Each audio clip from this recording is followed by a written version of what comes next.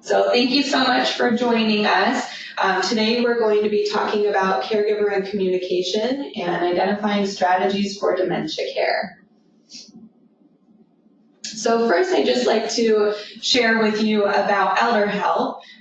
We are a local nonprofit organization in San Diego, and we provide personalized services and information to help seniors remain independent and live with dignity in their own homes. That is our mission, and that tends to be the mission of a lot of our clients that we work with on a regular basis as well. So I'd like to tell you more about our Employed Family Caregiver Support Program, because while we provide direct services to seniors through our volunteer programs and our social workers, we also recognize that family members are a huge component of those seniors' lives. So what we have developed is a program that provides education to family caregivers in a variety of ways so that we can help to support you through your journey as well. So in addition to the webinars that you're on right now, we also go to different local corporations or businesses to do on-site presentations and workshops. We also will participate in different employee health and wellness expos so that we can be able to share our information and resources with those attending. And we have online courses, and I'll be talking about one of our courses more in detail today as it relates to caring for somebody with dementia. But next month, tune in because we will be covering information about all of our online courses that are available for free. All right, so I'm going to switch off of the webcam so that you can see the slides more in full view.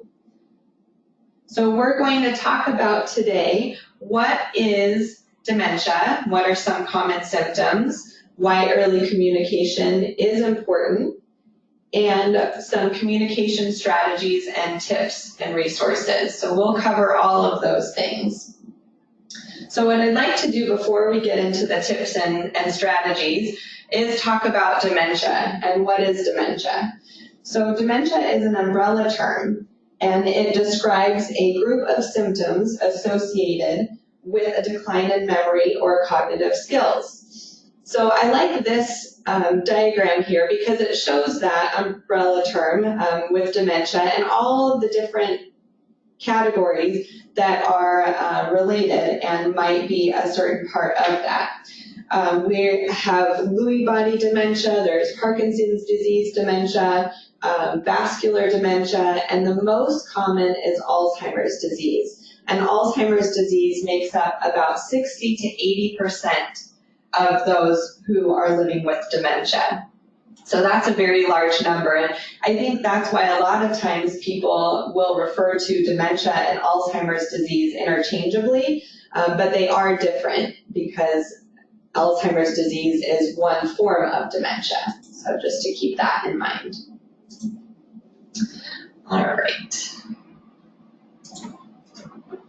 So some of the common symptoms that we see with dementia will help us kind of understand where we're going with the different strategies. So first and foremost, dementia can affect memory, and that's pretty familiar to most people.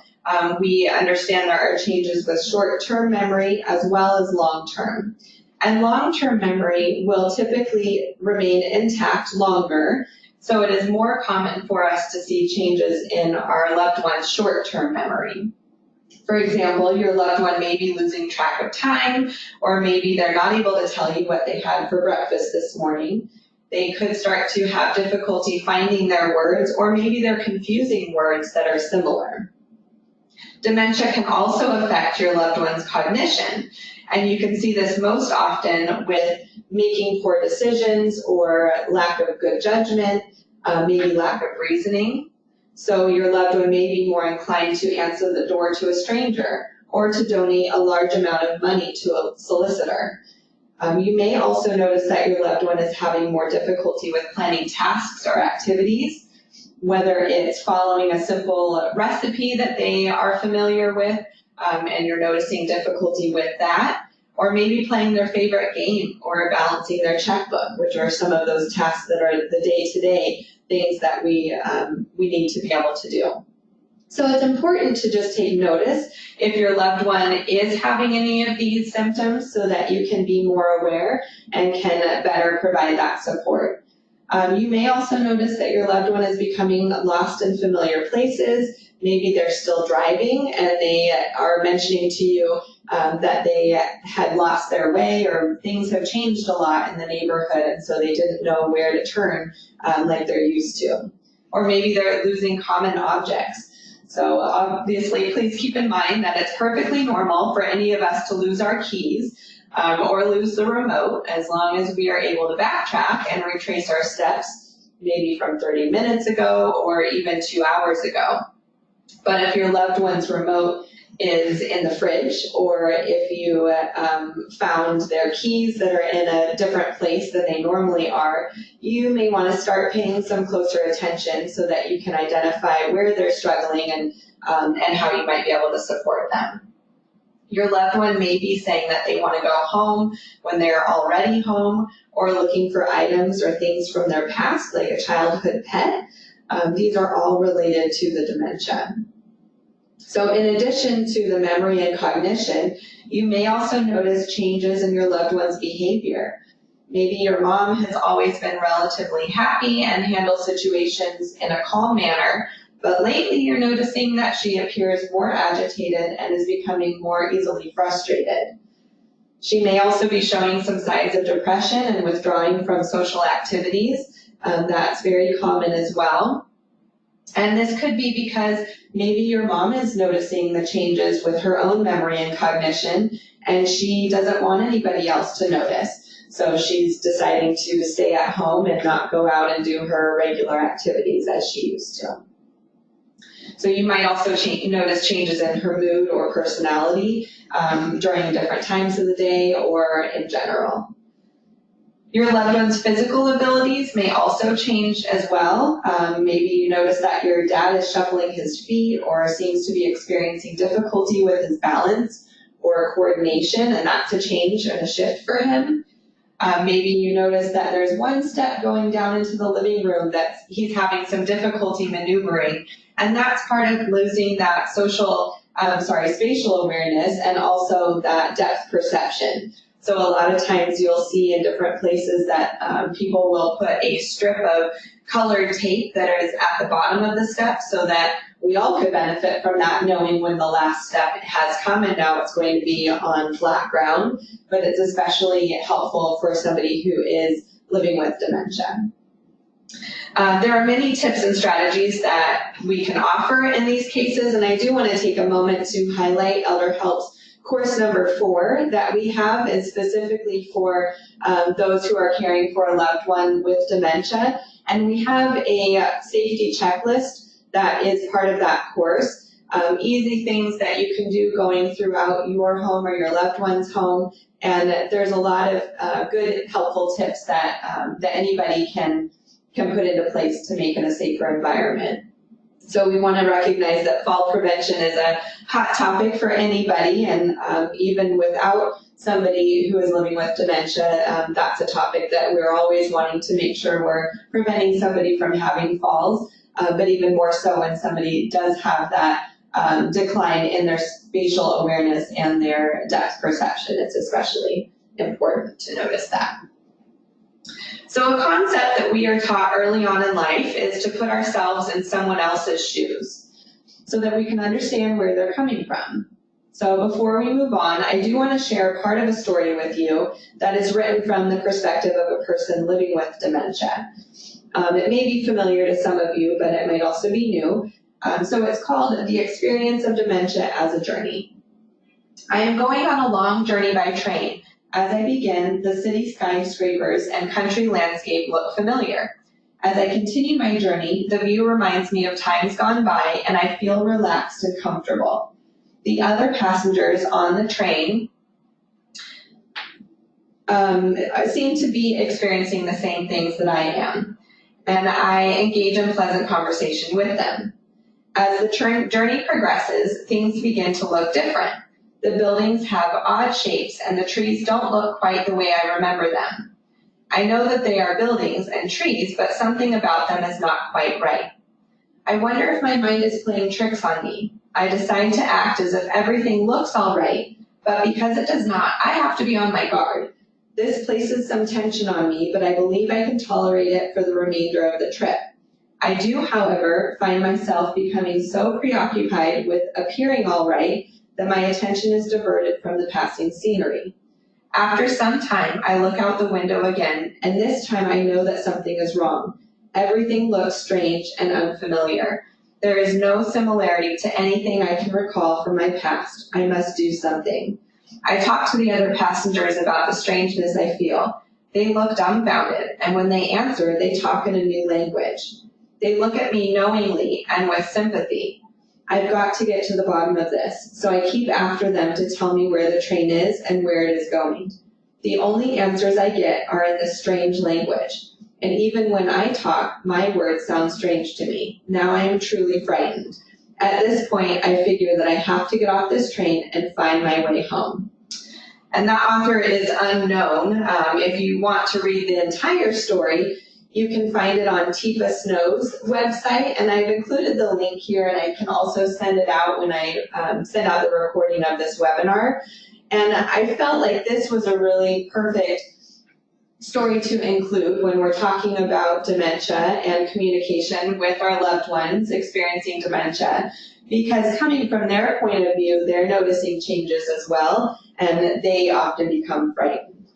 So I wanted to make sure to share that with you. It may be something that you have seen with your loved ones if you're currently going through this with them, or maybe they're already at a point where they are experiencing more of those, where their words aren't making much sense, so what you're hearing from them is kind of coming out jumbled, and they're using different words for similar things.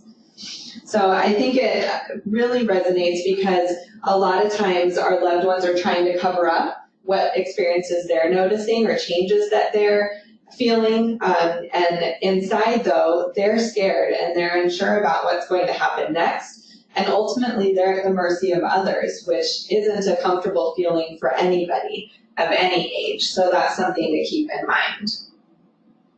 So I want to backtrack just a little bit and talk about the importance of early communication. So maybe you haven't noticed any decline yet, or you are just beginning to identify changes in your loved one's memory or their cognition. So now is the time to start having conversations about the future. So a few key points would be their preferences for care, advanced healthcare directives, end-of-life planning, and starting these conversations while your loved one is still able to understand the options and communicate their preferences is going to be helpful for all of you.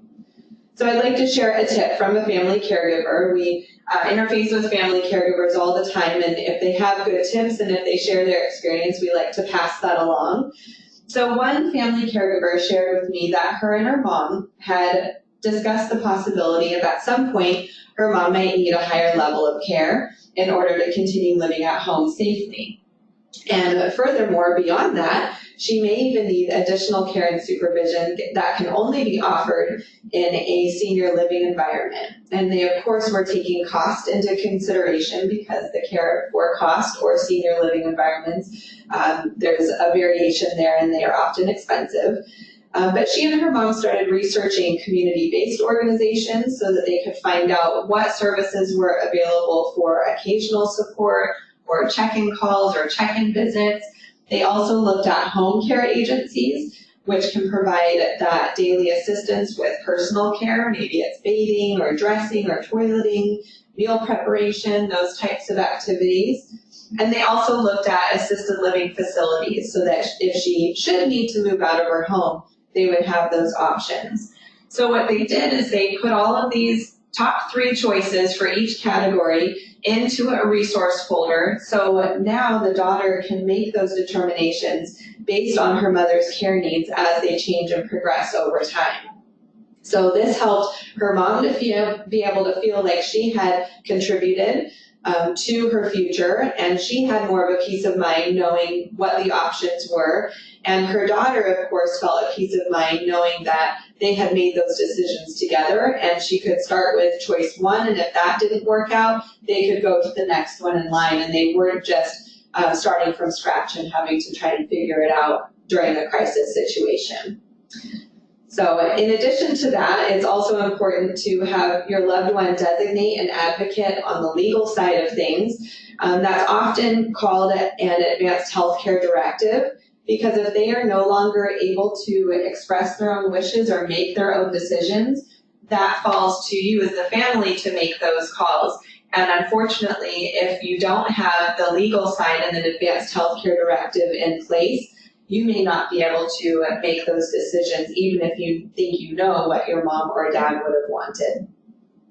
So it's important to not wait until tomorrow, not wait for another year to have that conversation, but really start that conversation now and explain to your loved one that in order for their wishes to be kept in mind, that you need to have that conversation now while they're able to help you figure those things out.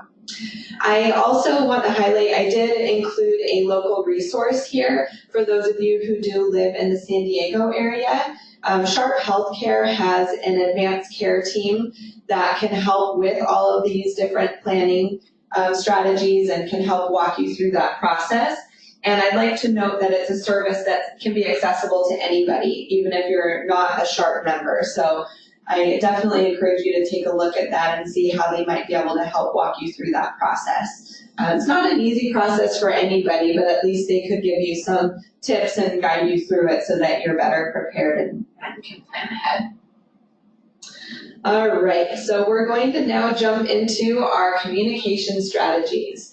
So more often than not, as I mentioned, we have a lot of family caregivers who contact Elder Help, and most often they are caring for somebody who is living with dementia, typically in the early to middle stages where they're still trying to figure out if mom or dad is safe to be living at home on their own or what type of support they need to put into place. So there's a whole lot of emotions and a lot of things that are going on with this. So the following strategies that I am going to talk about and share with you, they can be used during any of these stages, whether it's early or middle to moderate stages of dementia. But I do want to remind you that not all strategies are going to be effective for your loved one. So in order for you to kind of build up those tools and have all of the different tools in your toolbox, maybe you try something one day and it doesn't work. Don't get rid of it completely. Keep it in your toolbox because tomorrow it might work. So it's important to have all of those good variations so that you can pull something out if you need to. So just keep that in mind, whether you're getting education through us at Elder Help or other resources. So tip number one is be flexible. It's important to take one day at a time and only focus on the task at hand. So recognize that you may need to adjust your plans as the day goes on.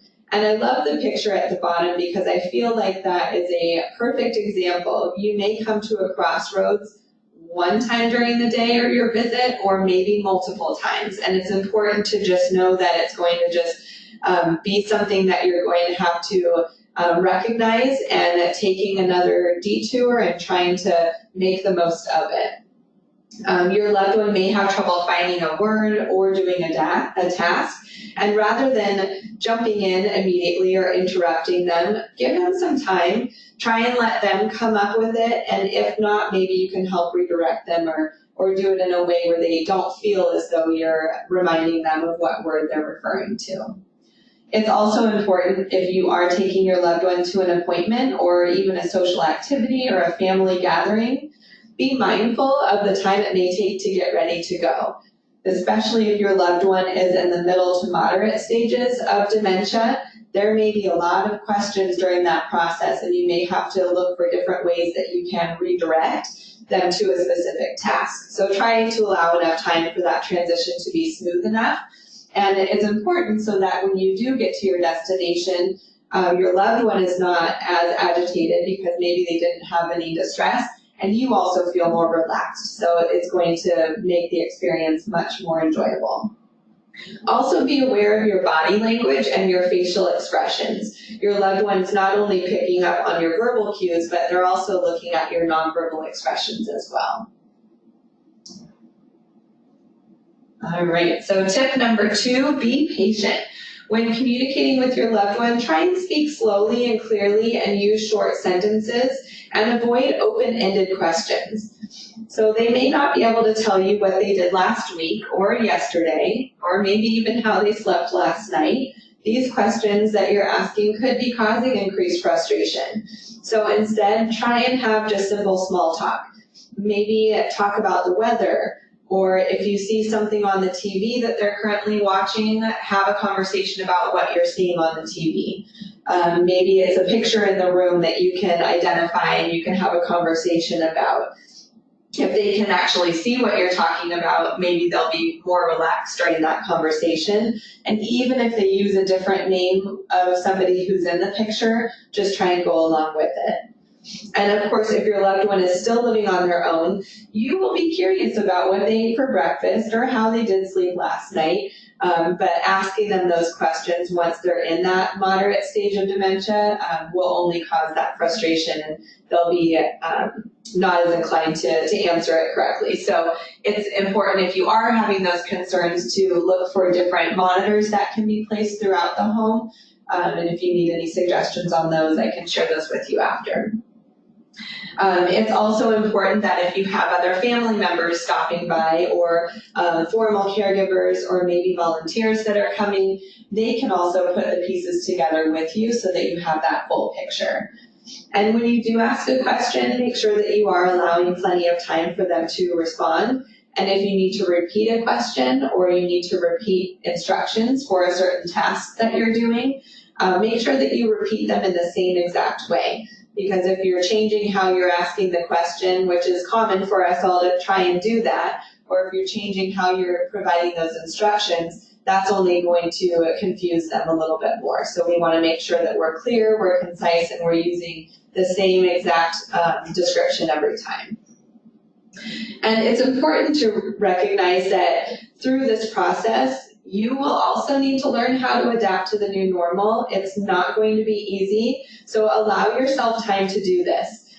It's okay if it takes you time. Don't put too much pressure on yourself, and it's really important to seek support through other family members, friends who maybe have gone through similar experiences or who are going through similar experiences, and also to reach out for formal support, whether it's through different support groups or education like this. Let's go on to tip number 3, be present.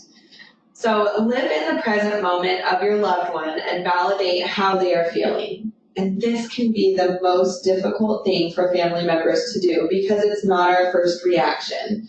So we're referencing our journeys today and talking about the journey of our loved one through dementia. So when you are communicating with your loved one, try to join their journey.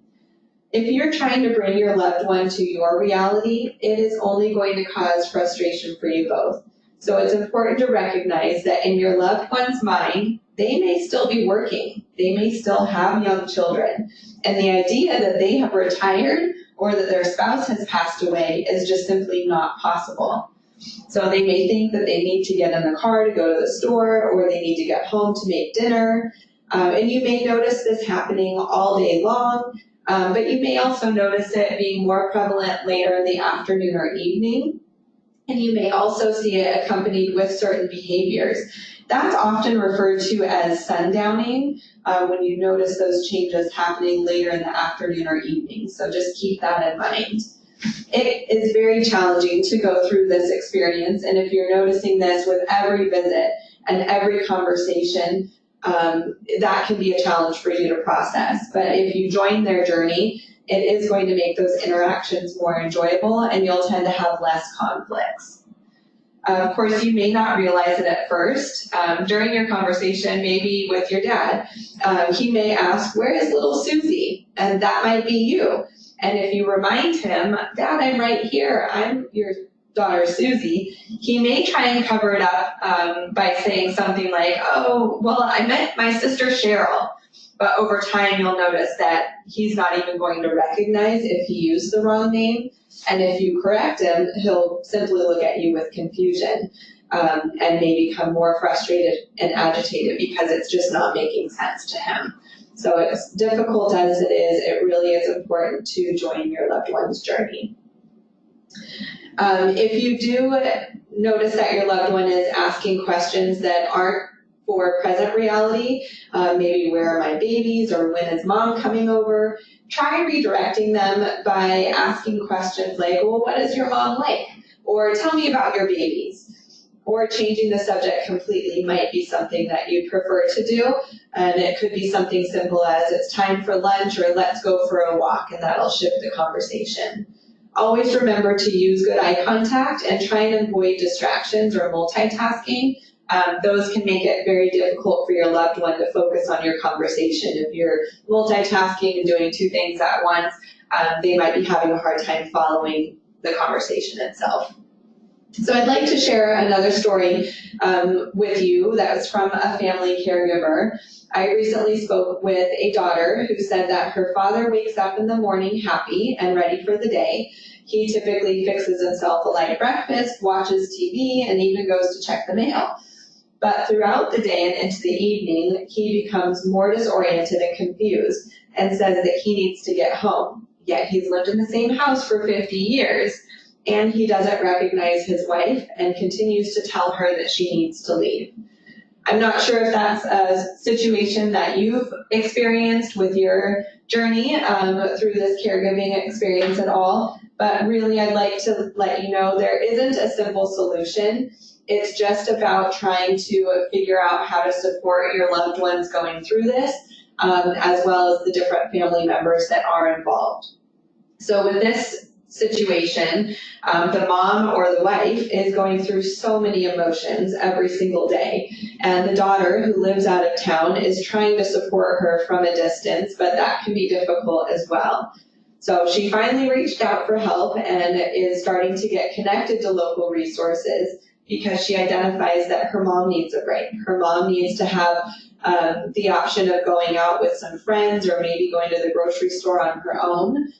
So she's now connecting with what we call respite care so that her mom can have a break. But it's also important for her to meet other family caregivers so that she can recognize she's not going through this on her own, that there are other people in similar situations, and it can be helpful to share those experiences along the way. So I know we're probably all familiar with the movie Groundhog's Day, and that is very common for family caregivers to share that their experience reminds them of Groundhog's Day, where it's just the same thing over and over. The reminding of different situations that have come up can be daunting. So it's important just to try and take a deep breath and really try and join your loved one's journey. So tip number 4 is see the person, not the dementia. As much as possible, if you're able to focus on your loved one's strengths and abilities and value their current reality, that will help a lot.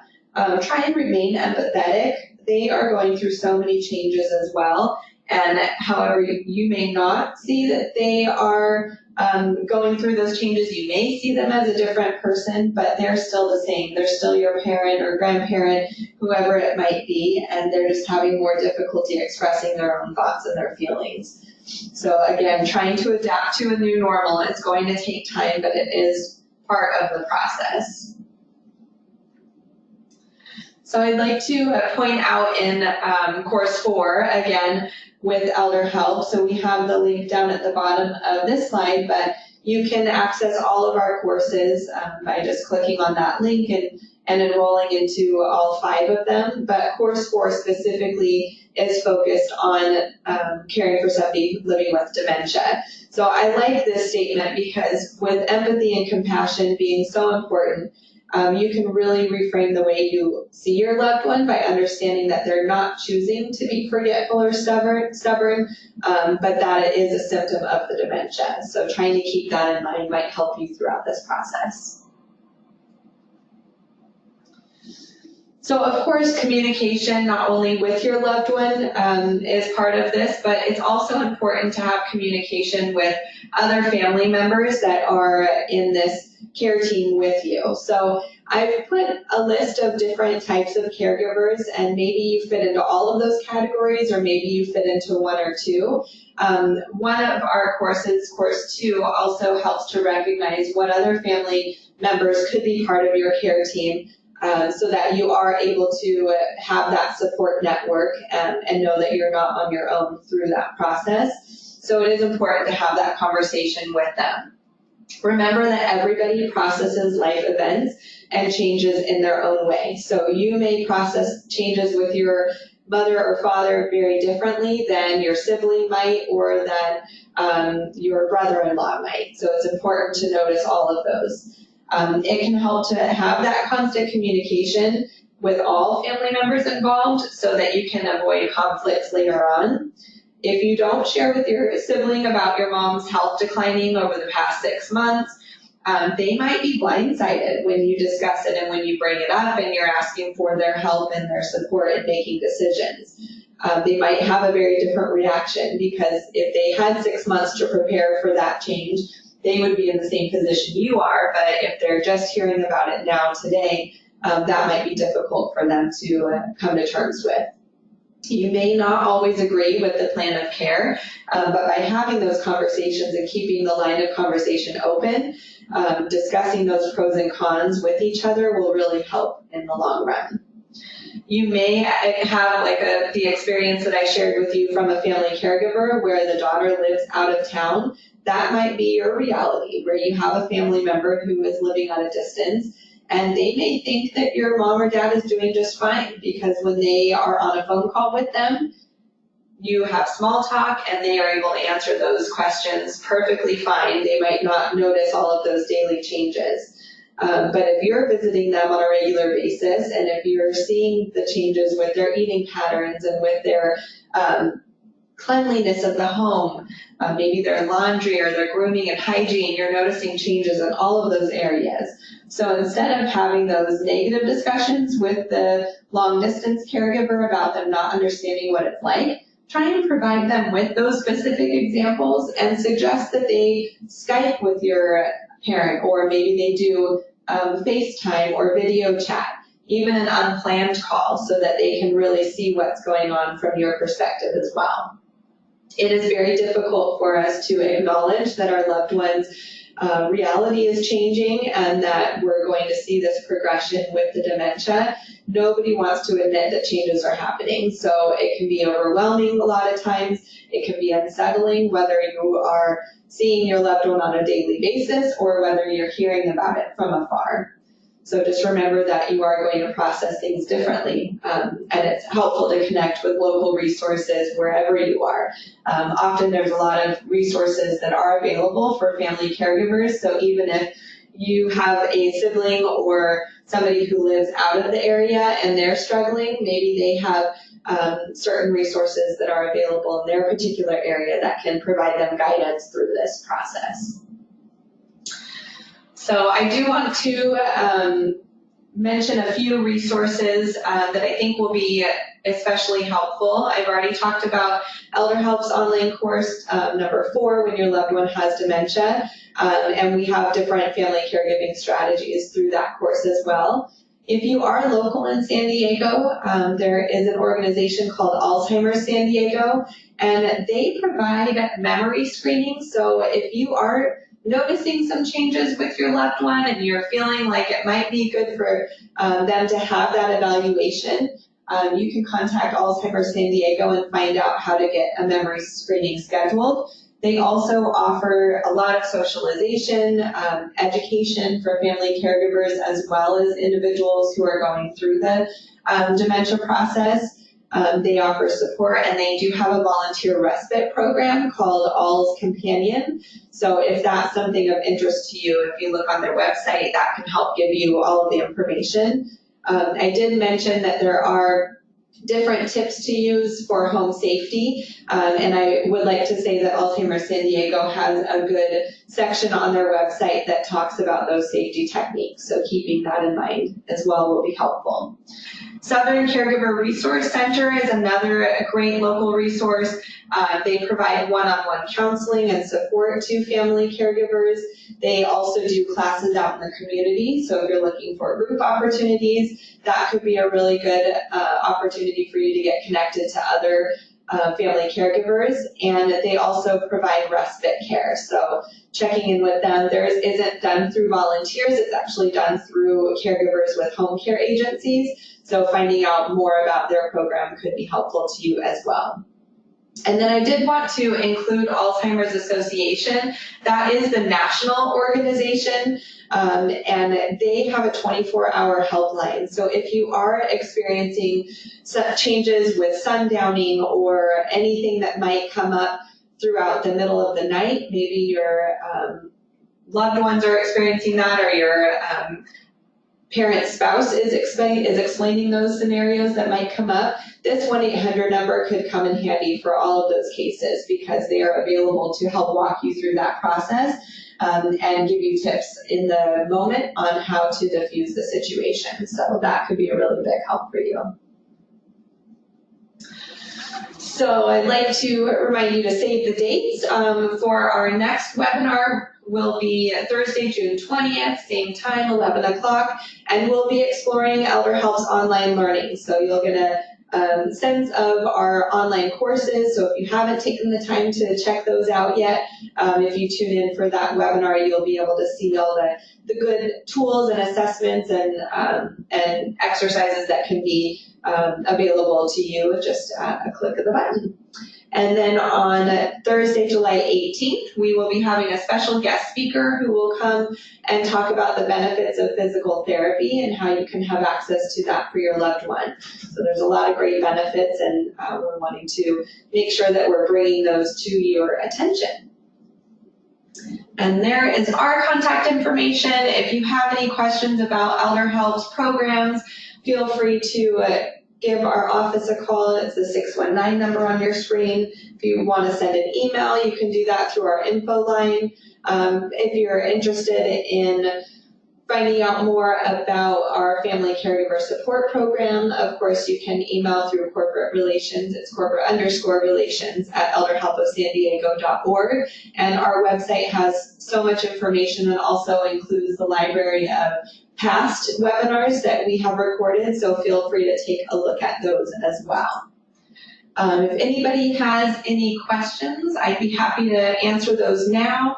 And of course, if it is something that would require a little more one-on-one, I'm happy to do that afterwards also. So thank you so much for joining us, and I'll stay online for a couple more minutes just to see if you have any questions.